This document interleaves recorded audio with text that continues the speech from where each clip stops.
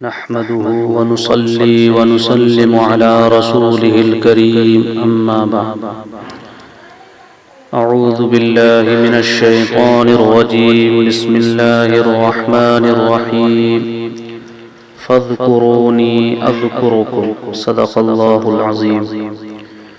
اللہ تبارک و تعالی ارشاد فرماتے ہیں، تم مجھ کو یاد کرو میں تم کو یاد کروں گا۔ سورہ بقرہ آیت نمبر 152۔ اس آیت شریفہ میں اللہ تبارک و تعالی نے بندوں کو ذکر کا حکم ارشاد فرمایا ہے اور ساتھ ہی اس کا ثمرہ بھی ذکر کر دیا ہے۔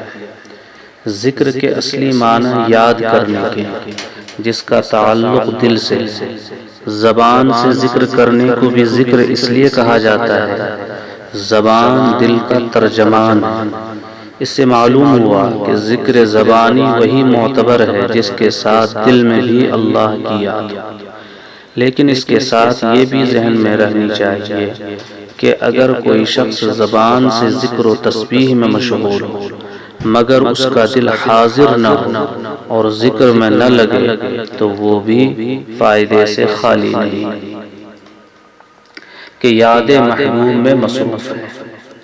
ذکر کی تین صورتیں: ذکر لسانی جو صرف زبان سے، ذکر قلبی جو دل سے کیا جائے، ذکر حالی یعنی تمام احوال، افعال اور اقوال کو اللہ تعالی کی مرضی پر ڈھال لیا جائے۔ ذکر اللہ میں سب سے اعلیٰ ذکر ذکر حالی ہے کہ پوری زندگی شریعت کے مطابق ہو جائے اور پورا حال ذکر بن جائے۔ دوسرا درجہ ذکر لسانی اور قلبی دونوں کو جمع کرنا ہے۔ تیسرا درجہ صرف ذکر قلبی ہے اور چوتھا درجہ صرف ذکر لسانی ہے۔ آیت مبارکہ کا مطلب یہ ہے کہ تم مجھے فرما برداری کے ساتھ یاد کرو، میں ثواب دے کر یاد کروں گا۔ دل سے، زبان سے اللہ تعالی کو یاد کرنا یہ بھی یاد ہے، اور فرما برداری اور اطاعت گزاری میں لگنا یہ بھی یاد ہے، اور اللہ تعالی کے خوف سے گناہوں کو چھوڑ دینا یہ بھی یاد ہے۔ اہل تحقیق فرماتے ہیں کہ ہر وہ شخص جو اللہ کی فرما برداری مشغول ہو وہ ذاکر ہے۔ زبان سے یاد کرنے کی بھی بہت فضیلت ہے۔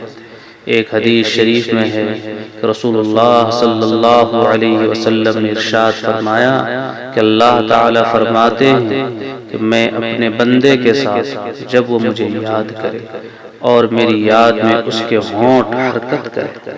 صحیح بخاری۔